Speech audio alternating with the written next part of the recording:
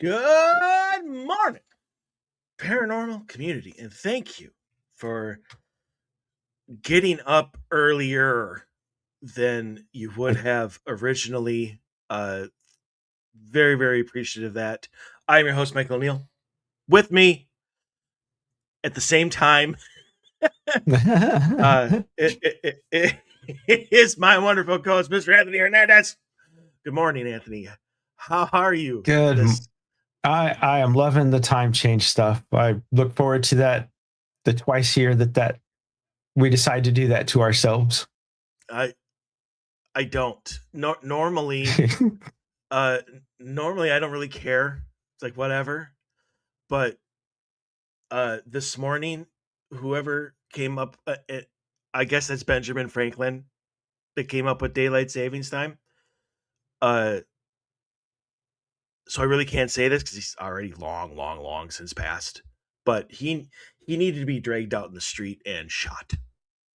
Supposedly it started in Germany, so we can blame the Germans for that. 1916, and then we adopted it for some reason.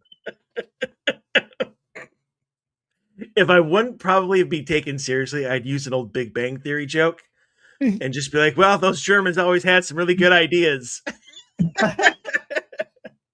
Oh, anyways, we need to get right to the show because there is so much to talk about, and can't wait to further the conversation with this great guy. So please welcome back to the show, Minnesota native, at least I think native. I know you're here. Maybe I should have asked that before the show. But welcome back, Mr. Bobby Sullivan. Good morning, Bobby. Hello, gentlemen. And hello. I should set you straight, Michael. My blood bleeds green and gold, baby. I'm a Wisconsinite. So am I. So yeah. So okay, good. Well, yeah. Born and raised in Eau Claire. Yeah, I grew up in Milwaukee. So. Oh, nice, very nice. But I've been here for 35 years or something like that. So that counts. Yeah. In fact, I think I'm roughly about the exact amount of time. Close. Yeah. Michael, how old are you? We don't need to discuss that, Bobby. Come on, babe. Come on. I am 45. Okay. Well, I don't feel so bad. How old do you think I am? Because you're my guest, you're no more than 32. I turned 60 this year. Yeah. It's a terrible time to be alive. Oh my God. I'm counting the days, brother. So and yes. how do you too, Anthony? I don't think we've ever met, have we? No, sir, we haven't met before. Okay. Well, nice. Oh my God, I'm so sorry. Yeah. Well then, Bobby, Anthony, Bobby. I guess I completely spaced on that. I thought that the last time that you were, nope, that absolutely was Dave. My apologies. Yeah. I did not introduce you to. It's so tiring. I'm sorry. I'm going to like 3 hours of sleep. Thank you. Daylight savings time. So, well, I'm pretty impressed with your energy after three hours of sleep. You're doing pretty damn good. I can fake it with the best. This is sheer willpower, my friend. You're all Hollywood, aren't you? God, no! Please don't. No. I'm not. I am pure improv. We'll do that. So, Bobby, the reason that I wanted to bring you on because you have one of the best things that I've been so impressed with is your ability to explain shit. Well, thank you. That I can't wrap my head around. Because obviously I'm very good friends with Cena, love her to death, go to her for like everything. But a lot of the time she just tells me stuff and I don't understand. And then somebody else will come along and say like the exact same thing, but they'll explain it. And I'm like, oh, Well, now I owe Cena an apology because I called her insane before, but now I understand. But the topic of visitations, and there's like 3 different like main topics I know I want to get to. Obviously, Anthony's got his own set of questions he wants to get to. So I'm just going to start this off with the context of the main one. And I was kind of telling you this about the show, so I'm going to repeat myself here.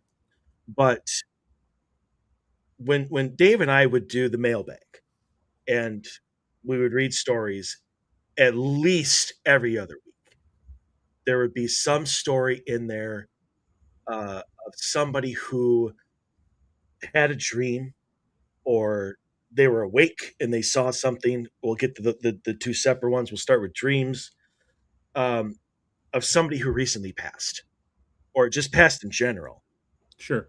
And it obviously, if it was somebody's son, somebody's child, somebody's father, whoever it was, that always made sense to me.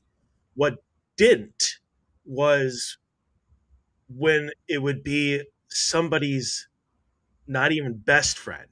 It would be somebody else's friend, or somewhere down the totem pole, or it would be the daughter-in-law or something instead of their own child.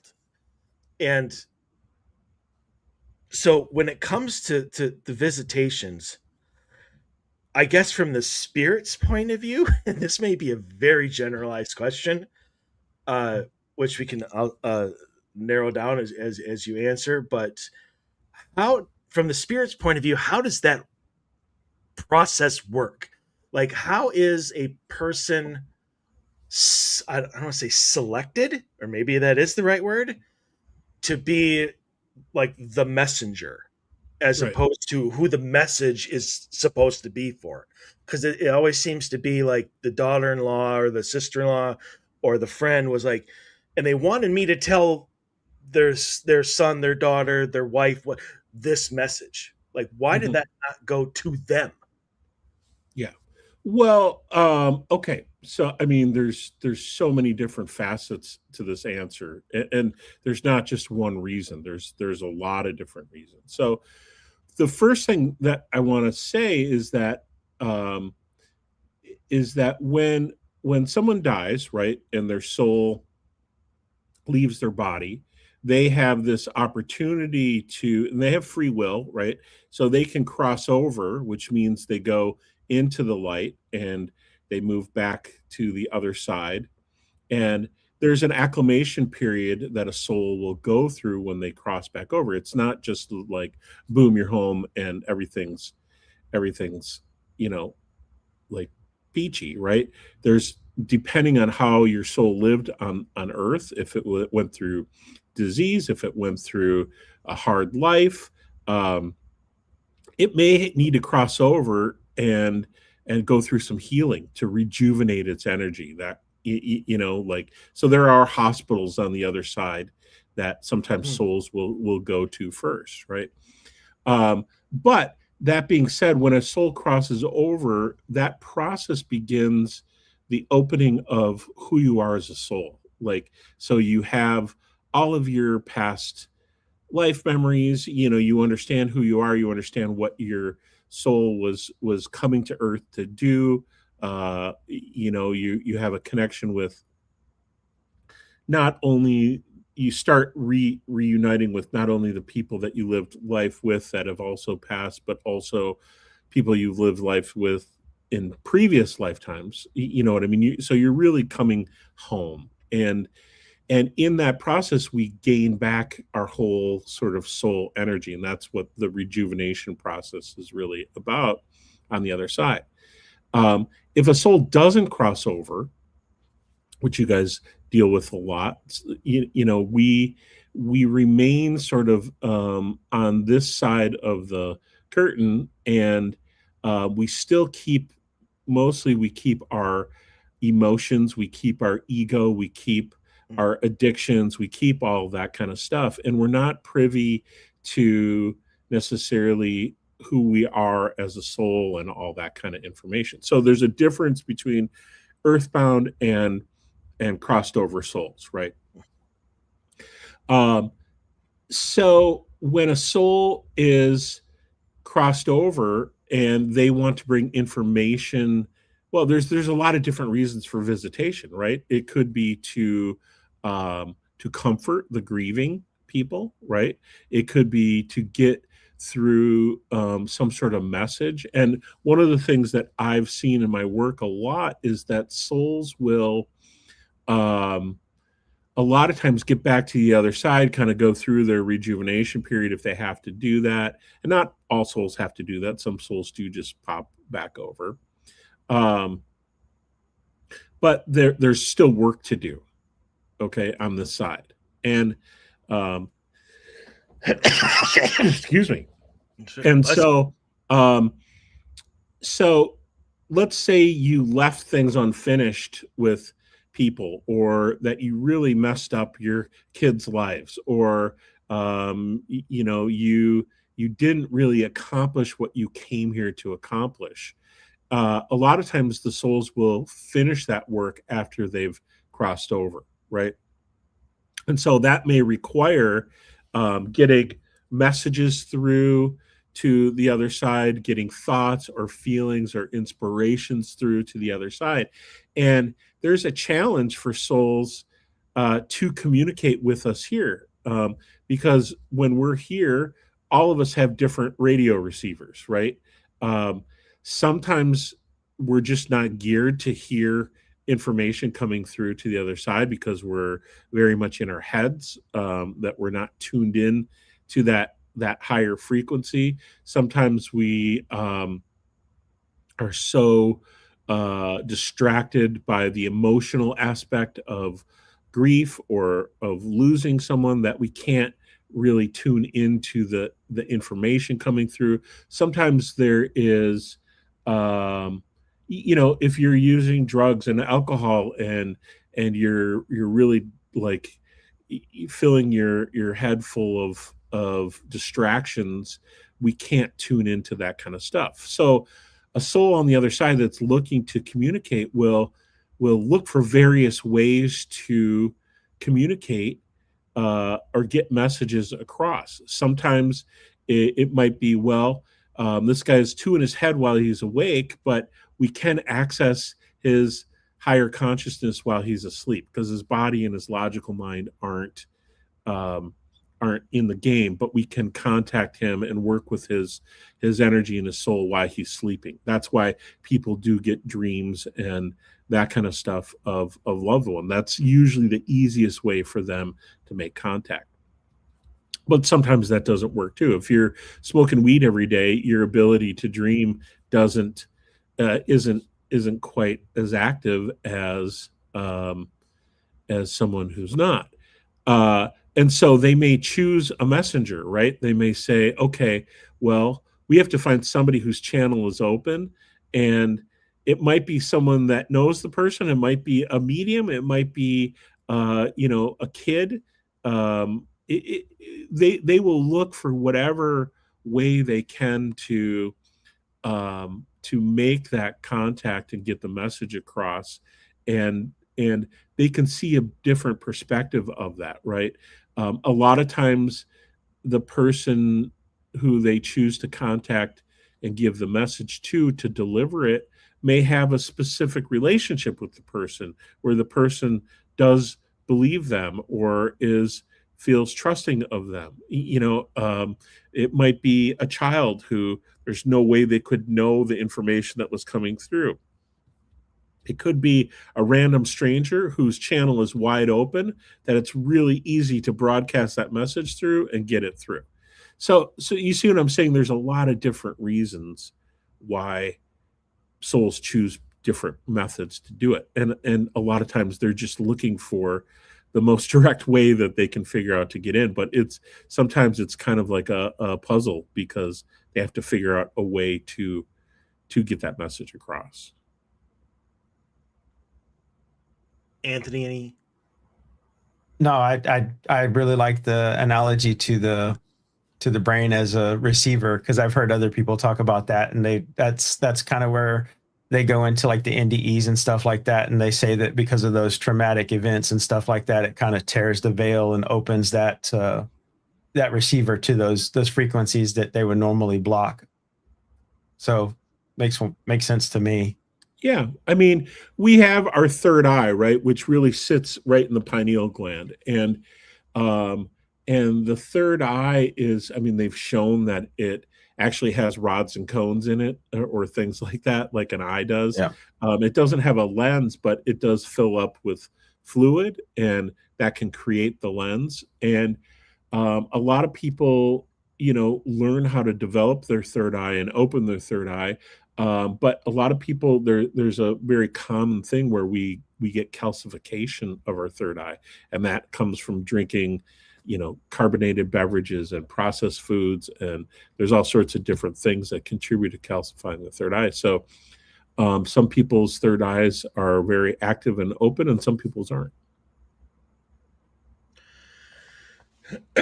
So, I get it. I get everything you said, because it follows my own way of thinking. I mean, I started answering that question as to why does one person get it when the messenger, like, or not the messenger, but the person the message is for doesn't, like that indirect type messaging system. And it's always been to me to make more sense that, like, maybe the person that got it is just more open to that. Uh, like they can get that dream and understand what it means, whereas the person who maybe the message is for wouldn't, for whatever reason. Sure. I mean, that can be part of it too. I mean, like I said, there's no set reason. There's always some sort of set of scenario, things that will contribute to it. So, I mean, one of the things that, because I'm dealing with that a little bit in my own life, not just in stories, but I mean, I'm always told if I want to talk to my guides, or I want to talk to, uh, I want a visitation, or whatever, from my mother, uh, anything like that. Like, all I have to do is send out the intent. I have to ask for it, and it'll happen. And Mhm. I've done it over and over and over and over and over again, and it doesn't work. At least not on my timetable. So, I mean, does that help at all? Like, it, can they just say no? Like, I know you want me to visit you, but you don't really need that. You just want it. Like, Sure. Sure. I mean, there is, so okay. You have to realize that sometimes when people are grieving and all they want is to make a connection with that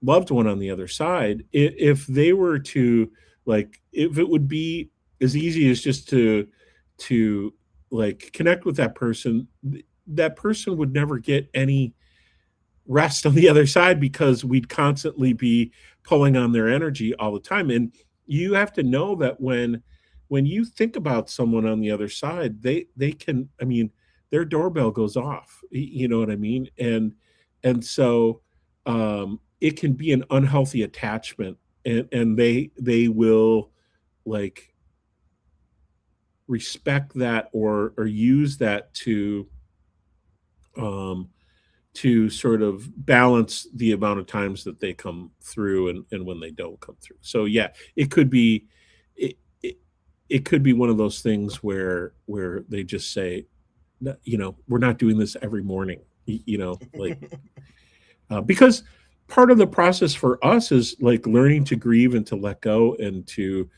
move on. Like, learning to lose people is, as horrible as it is, it's part of the human experience. Like, letting go, surrender, detachment, and moving forward is something that a lot of us are here to learn in this lifetime. um, the reason that I brought my whole scenario, and I fully agree with you on that one, because I mean my mother had passed before I even became an investigator. So like Uh-huh. and this was kind of something, the paranormal was actually something like her and I were just interested in together. Yeah. And so I think she would be, well, I get told all the time how proud she is of me, but and that she's always around me for some reason. But no matter how many times I've asked, and I don't do it often, um, but it never even occurred to me with, because I didn't have the knowledge that I had now. And then several years after, she had passed, and I didn't even understand that I really needed like her presence. And so she came to me in a dream, for the first time. And I don't even really recall anything we talked about. I do remember very vividly the fact that she gave me the hug, the motherly Yeah. hug.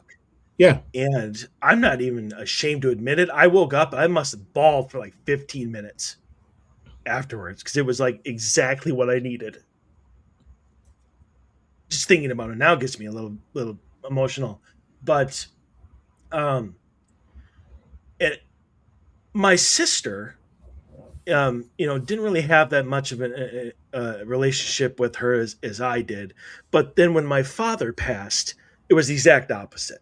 Like, I really didn't have much of a relationship with him, not as well as she did. But yet, he would visit me and not her.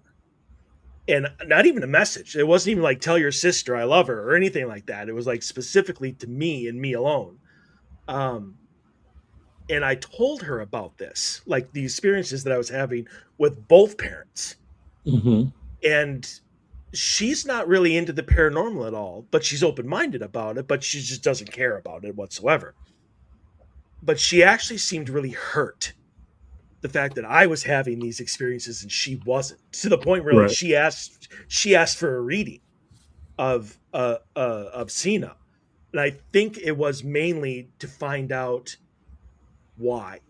Like, that just seemed to me to be what was on her mind as to why I was getting, or not even why I was getting it, but I mean why she wasn't. So I mean, is that openness, like I said before, like even though she wants it, I really do believe she wants it, but even if she requested it, would that just not happen? Like, maybe my father is like, you really don't need me in your life. Like, you're doing fine on your own. Would he take the time to tell her that? Or is Not that not not the way it works? I mean, not necessarily, and there could be a lot of different reasons why she isn't receiving, that connection. One, she might not be like ready for it. Um, two, she might not need it. Um,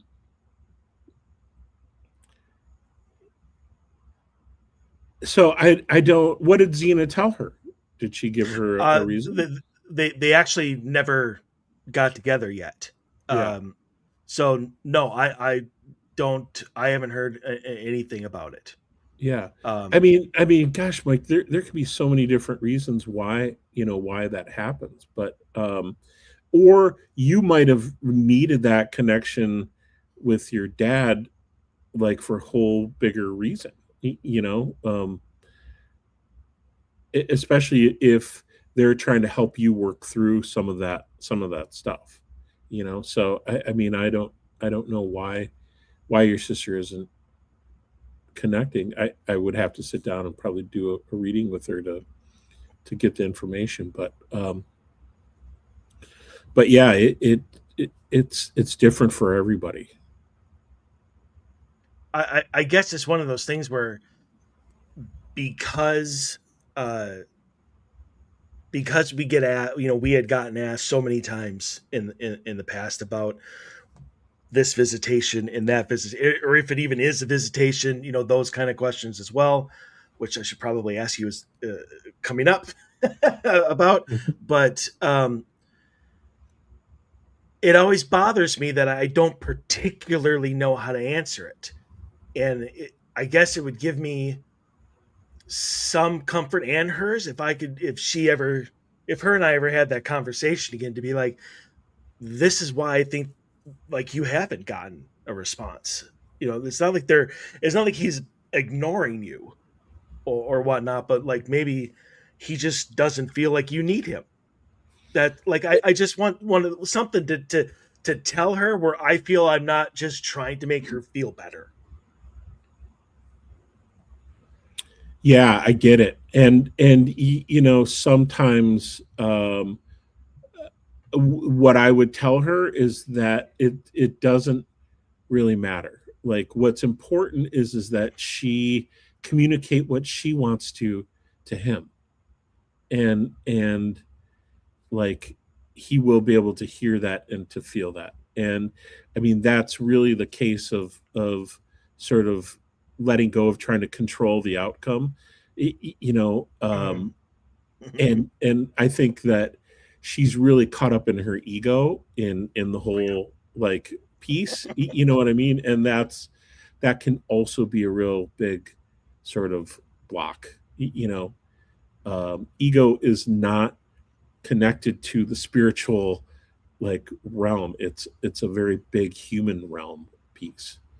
And ego is really kind of the thing that gets in the way the most of our intuition, of our ability to open up.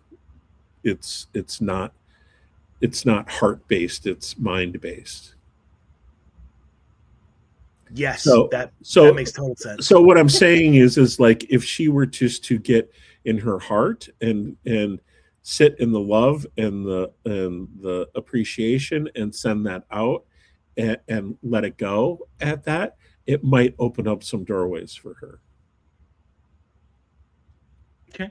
I mean, and I obviously I know that your answer is pretty specific just to the scenario that I gave, but I mean, is that also like a generalized like a piece of advice, for people who are looking for Absolutely a loved one to come in? Well,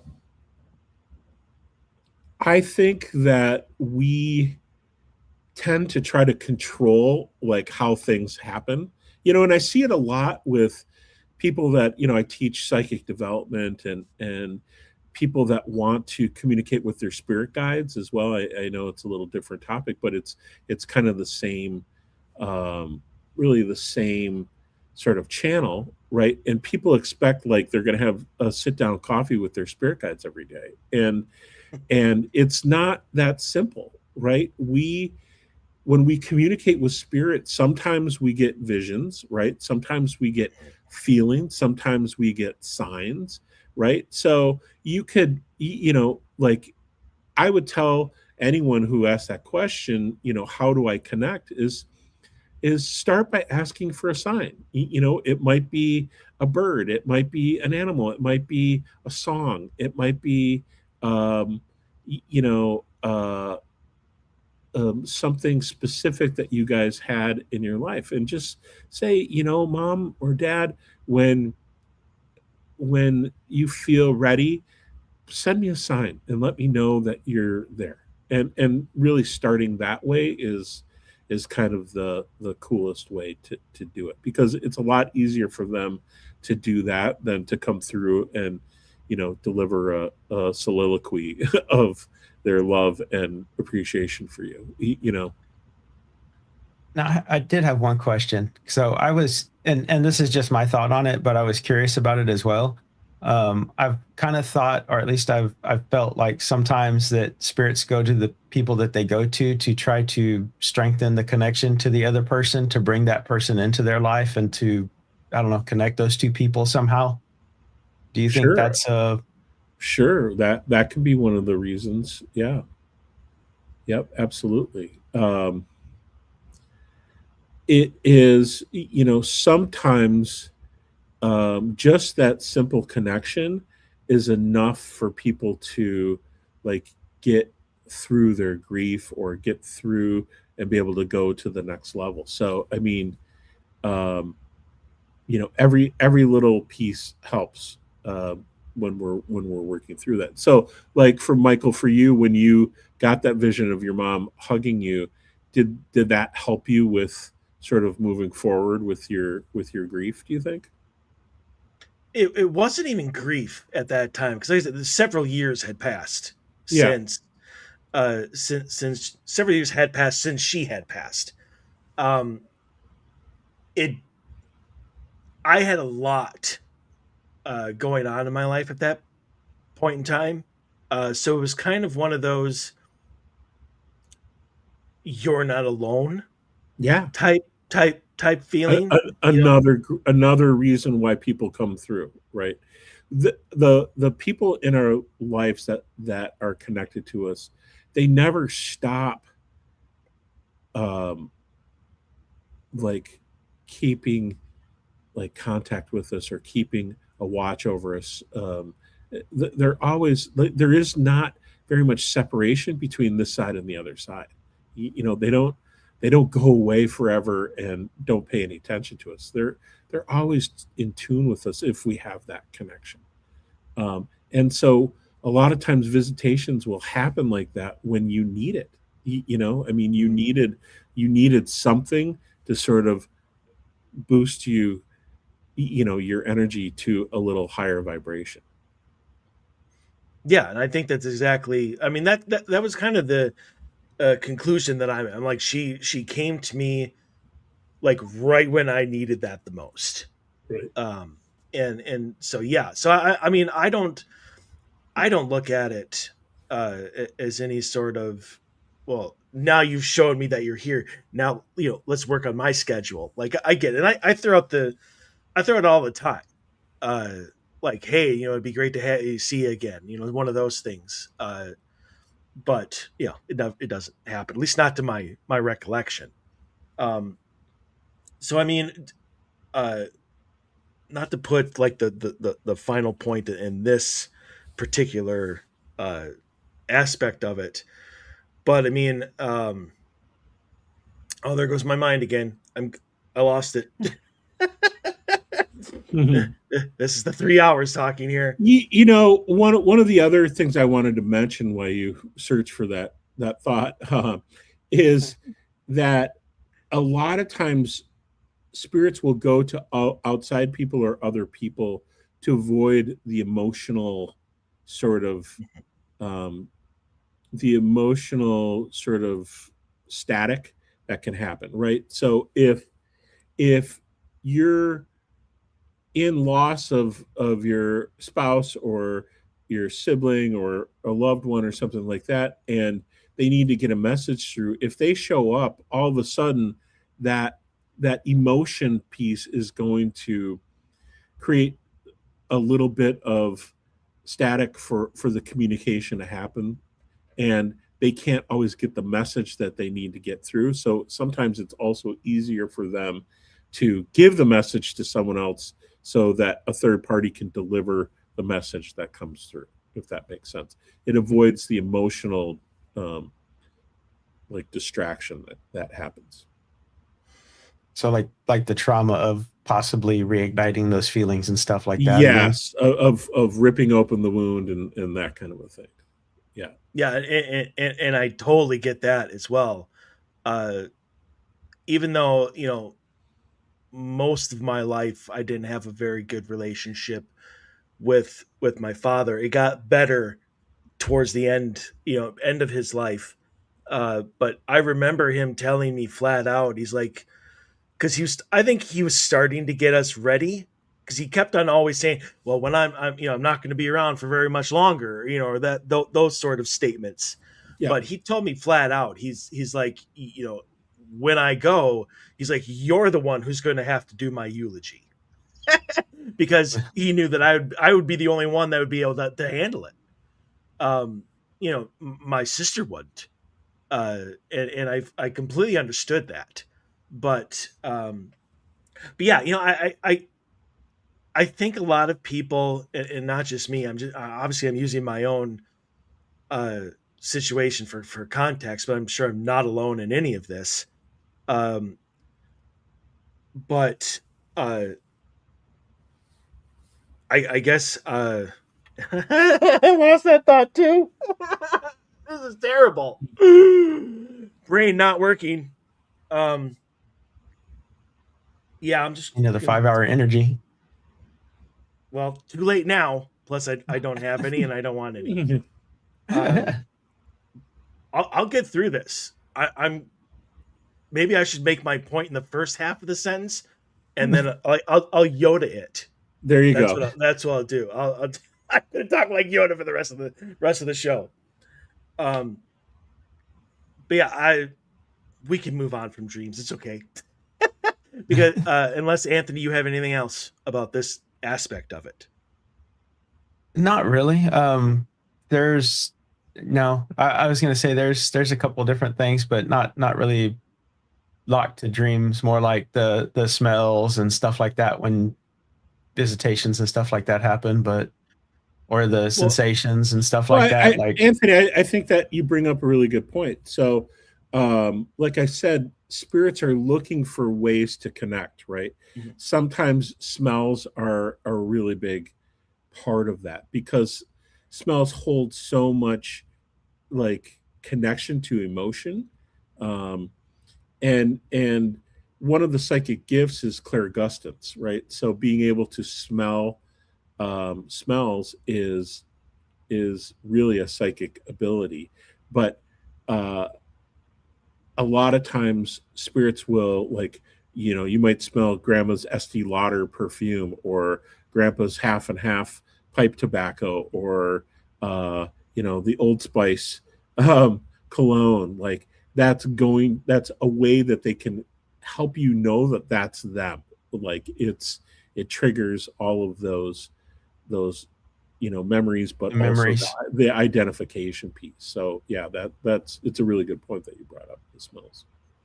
Well, that was actually a great segue because that was the next thing. It was non-dream type thing, type visitations. And my question to you, because you brought it up earlier when we were talking about signs. Yeah. And somebody like me or like Anthony, would notice a bird, would notice something out of the ordinary as a potential sign. I've gone to see them multiple times. I'm like, I had an eagle just like dive bomb me, in my car. I'm like, that doesn't happen? Is that a sign?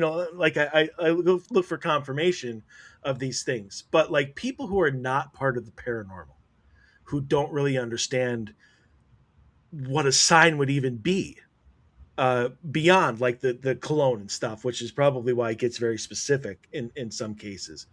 But I mean, like, how would people who are not like Anthony and myself, who would see something like that as an actual sign, like would a spirit know that and just not even use it?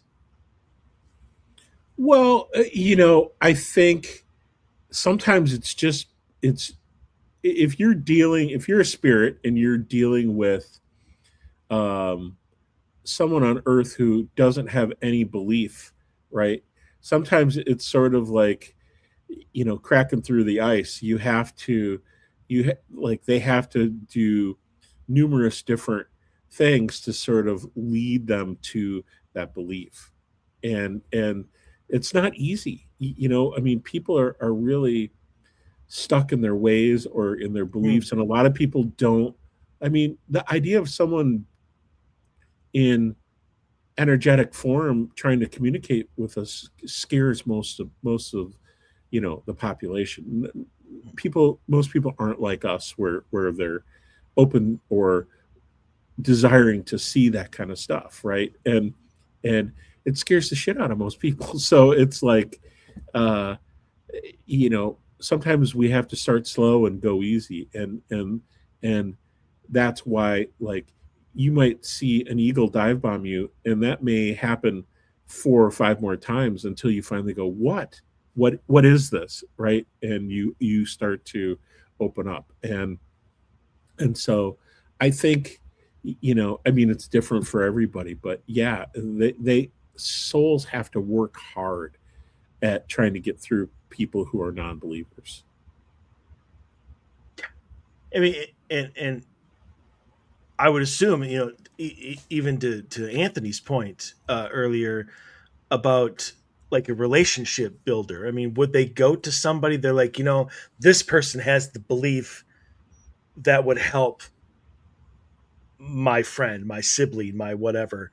Um, would that be why they would go to somebody in their life that has that level that they want Sure. their Sure, absolutely. so It's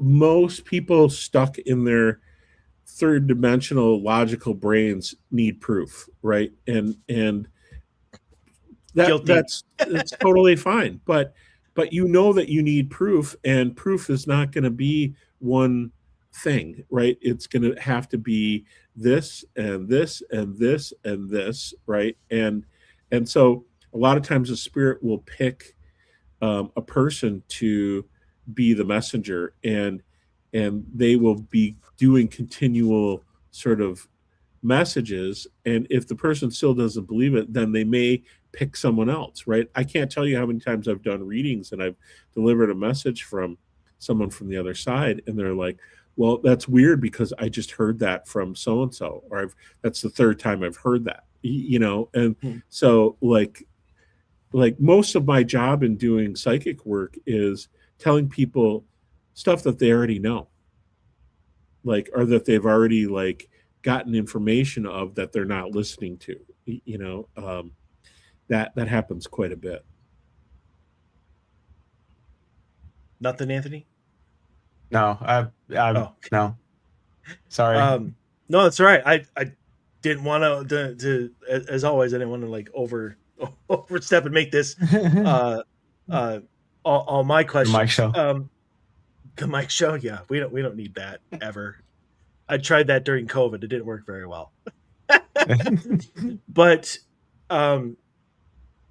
so I will say this, and again, it's just for like context and an example. But I mean, during one of my conventions that I had here in Minnesota, we had a gallery reading as one of the presentations and stuff, and I went to sit in it and whatnot, and like everyone got like a miniature reading, and mine was shock upon shock about my mom, and she's always around me, she's around me all the time, blah blah, and I was told, and I've told this story on the show before, but I was told like she moves stuff, here and there or whatever, but you're not paying attention to that, and to let you know that she's there. And I, and I guess my reaction to that was, and this was my reaction. I'm like, well, tell her she needs to do a better job, like, because obviously I'm not paying attention to that shit. So I mean, I guess in your opinion, how often do people miss signs over and over and over and over again? All the time. All the time. I mean, yeah. And I think it's okay to ask for signs to be clear, Definitive, yeah. Yeah, I do. But yeah, we miss signs all the time. And they can show up on bumper stickers, they can show up on trucks that drive by, they can show up on songs that come on the radio, they can show up on TV shows or movies, you know what I mean? Like, they're only going to show up when we're like really open to them coming through. So I mean, it's kind of like that idea of like, you're deciding to buy a new Ford truck, and all of a sudden you start seeing Ford trucks everywhere. You know what I mean? Like, yeah, it's that same kind of thing. So if you open yourself up to the signs coming through, it makes it a lot easier for them to deliver that stuff. But if you're rolling with your mind completely closed and your focus, on the 3 feet in front of you all the time, then it makes it a lot harder. So I have a question there. Do you think with the technology and stuff that we have today, it's a distraction and turns some of those things off for people, the ability to see those signs or to understand those signs? 100%. I mean, we're in this society where we're completely distracted by our phones, by TV, by addictions, by video games. I mean, we've designed this world of distractions, and our attention span is limited. You know. So I mean, I get everything you say because I've lived it. I can't tell you how many times, you know, somebody important in my life or something like that drives a certain vehicle and they're on my mind, and all I see is that vehicle all over the place. Like, never saw it that many times before in my entire life. But I mean, spirits can't, as far as I know, uh, can't design that like a truck or a bumper sticker. So I mean, do they just influence you to focus on that, like to make it so it's your attention, or or Yeah, like, I mean, I think that they can arrange for those things to be put in your path, and for you to, like, it's not a circumstance, right? I do feel like they can construct that those things. hmm, they are And better who at it. and who says they can't design that stuff? Like, I wouldn't. I never say never. I suppose, like but again, like as you stated earlier, I need the proof. Like, I have the logical mind. I'm like, that to me makes no sense. Um, but I get the concept of it. I can't wrap my head around the execution. I think it is my Yeah, issue. Um, and that's fine. I don't need it. I don't need to understand it to know that it's potentially like in front of me, yeah, and in front of a lot of people. Um, so I mean, yeah, I guess for everybody out there, get your your head out of your phone and look around. yeah, Well, so you were talking that you do some of the psychic teaching and stuff like that. And I kind of think it's, or at least I think it is the same thing where people who are overly stimulated with social media, with the news, with all that constant stuff, they let their mind, the logical side of it, basically decide everything and not open to the feelings or the heart of what's going on to see those things. Is correct? Or say that again, Anthony. I'm sorry. so I think people get caught up with their ego and stuff like that, or the logic of the moment, where they're wanting the black and white answer for it, and they're not willing to make that leap, I guess, to see those things that could be there, the signs and stuff like that. Well, yeah, I mean, that's what I was saying. It's got proof, right? I mean, and that's okay to have um that mindset, but you also shut yourself off to the the mystical and the mysterious, and all of that kind of stuff. And I mean, that's a choice that that people make. Um, if you make a decision and have the will in your head to only believe what you see, then that's what you're creating in your life. And what So you I'm have to be saying is open to the. is well, we can change that energy to see it and then believe it, right? No, that makes sense. Um, so there I have one more question, and then there's a last aspect of it, of visitations, that I'm not particularly sure you'll be able to answer.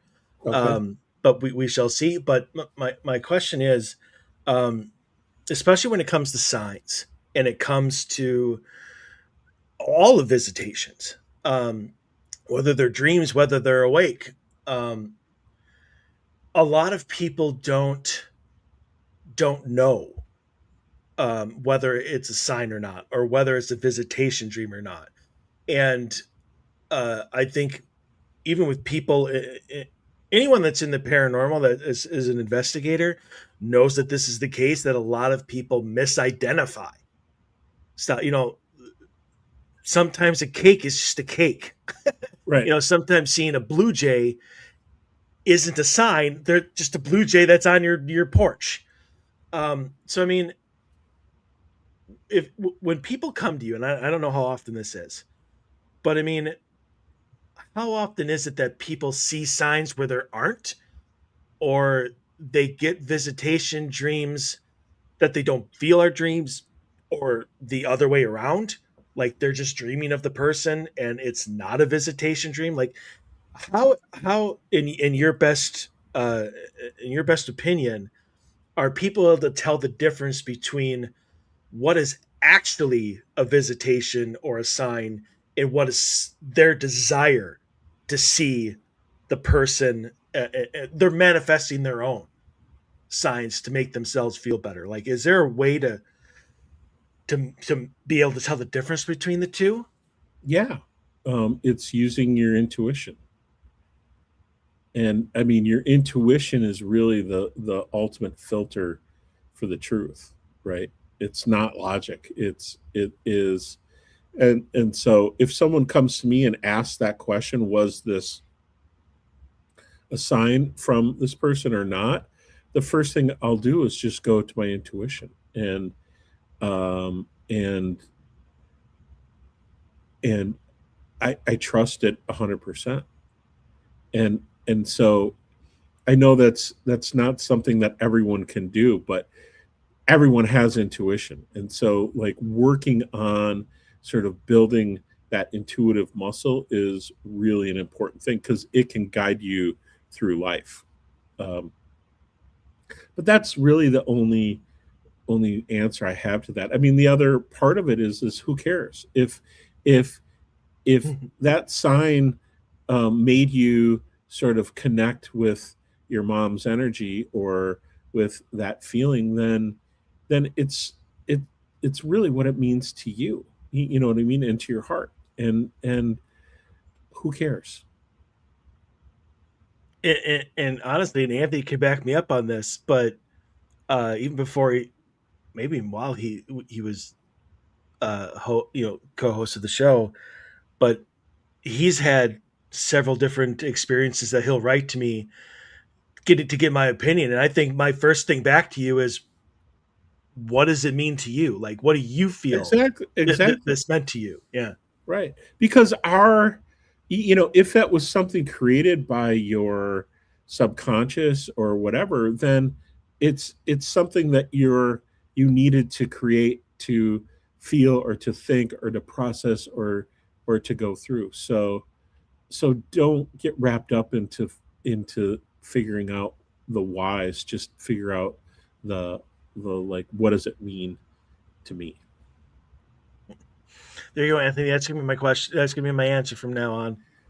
What does it mean to you? What does it mean to you? Well, not only that, I'm gonna be like, stop being so logical. Well, I mean, that's easier said than done, but yeah, that's yes. Trusting your intuition without being like, but wait, what if? And I do that all the time. All the time. I always have the what if. What if I'm wrong? What if it's not? And like I said, I can't imagine I'm the only one that has those doubts. No, I think we all go through that, you know? Yeah. So, all right. So here's the last little bit, and I don't know how often you would ever deal with this. So, if you have nothing to uh, say about it, completely understand. So, what about visitations from people who are still alive? And I don't mean like they're knocking on your door, hey, let's hang Yeah. out. But like I have one specific person who was in my life for a number of years, now isn't, still alive, um, haven't talked to this person, seen him in almost 3 years. Yeah. But yet every couple of months, she will literally show up in my dreams. Like, I'm not even dreaming about her. She will just show up and she's just there. Yeah. It happens. I mean, it's a great question, and it happens all the time. Does it? All the time. Yeah. You have to remember that we are not just human, we're spiritual beings, right? Mm-hmm. And our souls are constantly in and out of our bodies. Not completely, but our soul is really like a battery for our body. So it won't completely leave our body, but it can fragment parts of itself, and it travels when we sleep, it travels when we're awake. Have you ever been driving down the road and you've gone 4 exits past where you're supposed to go and you didn't even realize it? Like, that's usually when your soul's out of your body, right? Or you're out to lunch with somebody and you're looking at them and they're kind of like this, and you're like, hey, and you're like, oh yeah. Like, that's usually when their soul's out of their body. And our soul will go work with other souls. It will go work on our karmic stuff. It may go back to the other side to work with our guides. It may, let's say you're going to Florida, the next day, your soul may go down to Florida and check things out, like what things are like there. Like, our souls travel all the time. We have soul contracts with people, and so this woman in your life, you guys may be part of the same soul group, you might be part of, like, you might be soulmates, but because of your soul contract, you were supposed to come in, go through some stuff, and then not be together. But that doesn't mean your souls still aren't connected, right? And so their soul may come and visit you, you know what I mean? Because even though you might not have a great relationship in your human form, your souls still do. And um and so souls will, I run into it in ghost busting a lot, where it's not a ghost, it's actually someone that is like soul traveling into their space. And I've had it both in good ways and in bad ways. I've had people that astral travel into spaces that are creepers, you know what I mean? But they've learned how to do that. So absolutely, we can pick up soul energy of people that are still alive. So is that similar to, I guess what Mike was asking, is that similar to, like, you could be working, doing something that you really shouldn't be thinking about something else, and someone's name or something like that pops into your head? Is that all kind of the same thing? Okay. Well, yeah, I mean, you have to remember that we're connected via the source field, right? So that doesn't, when that happens, Anthony, it doesn't mean that the person is necessarily soul traveling to you, but they're connected to you. I mean, it happens to me every day. Like, I'll think of someone, and the next day I get a message from them online. It actually happened with you when you asked me to be on the podcast show today. Yeah, I was thinking about you the day before. In good context, I hope. Yeah, absolutely. Yeah. I mean, but it happens all the time. So we're connected on that level. But to answer your question, Michael, yes, souls that are alive do visit other souls, both at night and during the day. Okay, so this has to do with the same connection or whatever, but going more on the soul traveling. So and it's hilarious that you mentioned driving down the road, and something happens, and whereas I've never missed an exit because of that, especially not 4, but that's just because I'm a driver by trade, so that's just not not in the wheelhouse. But I have thought about things, and then I've been like, and then missed my exit. Yeah.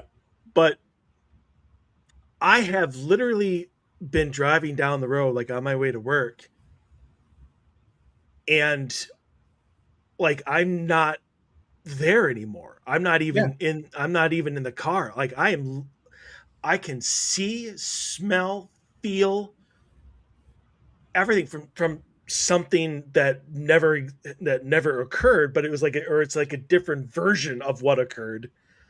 And I was told that I was sent my higher self, and this is the main reason why I consider my higher self a complete douchebag.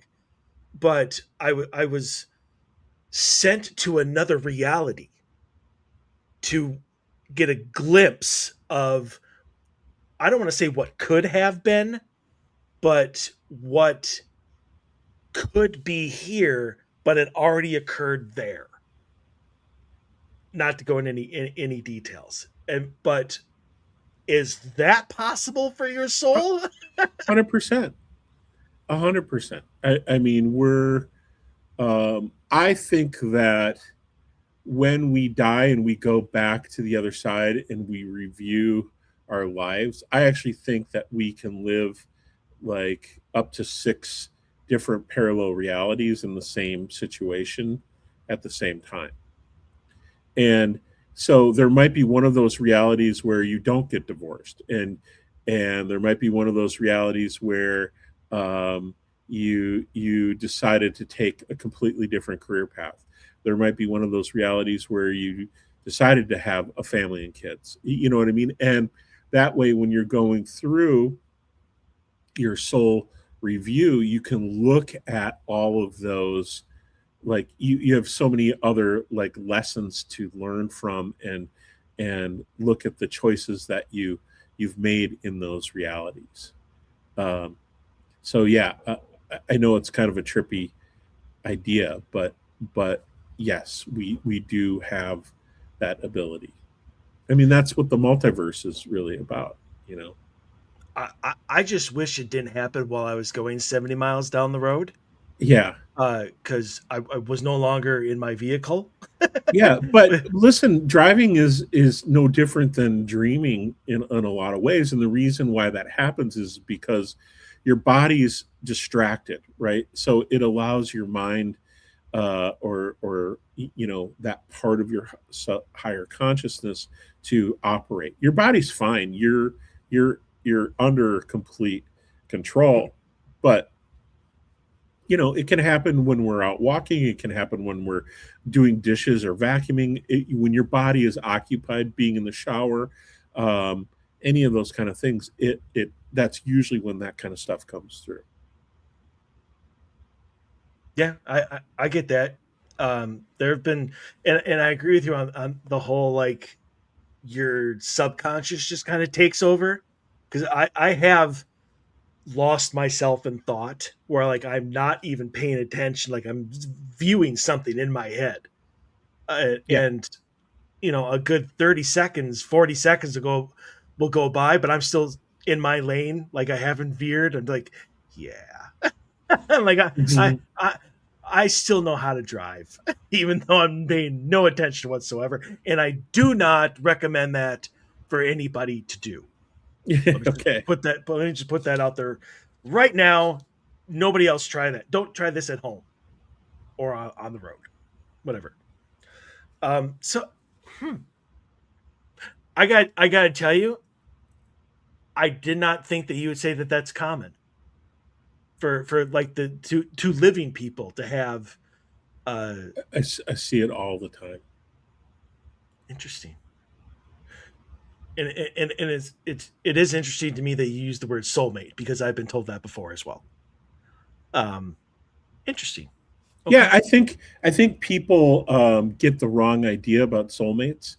I think you know, we have this idea that this is the person that, you know, we're going to live on the beach in Hawaii with, and you know, and have, you know, fish and naked sex for the rest of our lives. Soulmates are literally can be the people that are the biggest antagonists in our lives. Soulmates can be the person that comes in and kills you. Soulmates can be um, uh, all sorts of different characters in your life. And if you're coming into this lifetime with a soul contract that says, I hurt somebody in a past life, and I have to go into this life and experience being hurt, your soulmates say, "Oh, I'll do it. I'll be that one for you," out of an act of love, that they will come in and play that role for you so that you can learn that lesson so that your soul can progress, right? Um, it's it's a whole different program on the other side. This is all really just kind of like a big simulation in a lot of ways. I gotta say, I never thought negatively on soulmates until right now.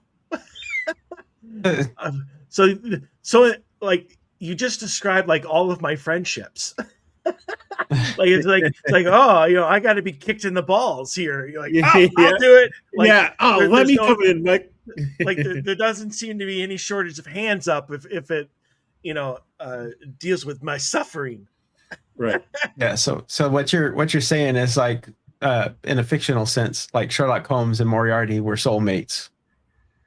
Could be, yeah, yeah, and we have to a lot of times come in and learn lessons, and I mean, I'm not super up on Sherlock Holmes. I've read a little bit of it, but like if you think about Obi-Wan and Darth Vader, you know what I mean? Yeah, same thing. They're really they came into both learn lessons in their ascension to oneness, right? I mean, back to the forest. One path was through the dark side, but it came back into the light, and one was through the light, getting back to the light.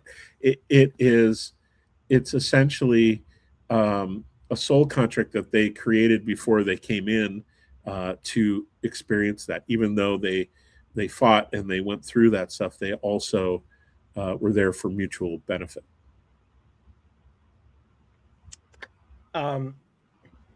Anthony, you have anything that you didn't get to? No, I was going to say no. He pretty much was. He was answering most of the questions I was trying to come up with before I could even ask him. So no. I told you, Bobby, you're the man. Thanks, guys. Yeah, not on this topic anyway. A conversation for another time. But yeah, I don't have anything else. I think you nailed it all. We covered it. We covered it. So I mean, anybody out there who has questions on visitation and stuff like that, just re-listen to the show. You should get a pretty good starting point for how to answer your own questions when it comes to visitations and whatnot. Bobby, if anybody has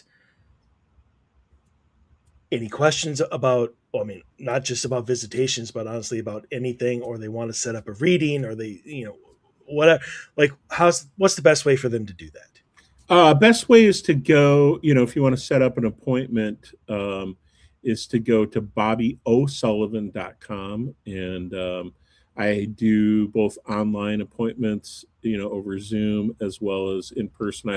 I'm sitting in my studio right now in Hopkins, and I do readings. I do aura photography. I do past life regression. I do a lot of healing work, both like energy work as well as craniosacral, myofascial unwinding, a lot of sound, different modalities of sound healing. So yeah, you can check out my website, and you can schedule right on there.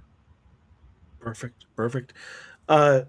Bobby, thank you for coming on. Since, even though apparently this was destined to be right. So did not know that. That isn't what I'm saying. It wasn't that it was destined, but when you started thinking about it, I felt it. Interesting indeed. All right. Yeah, I guess tune in next week. I'm gonna throw a curveball here since I didn't talk to Anthony about this, but at least about scheduling it. But we're going to be talking about all the different stories of the Goat Man on next week's show. So, he didn't know that was coming. So yeah, join us next week. until then, stay healthy, stay safe. We want to see you back here. Everyone, have a great rest of the weekend, and F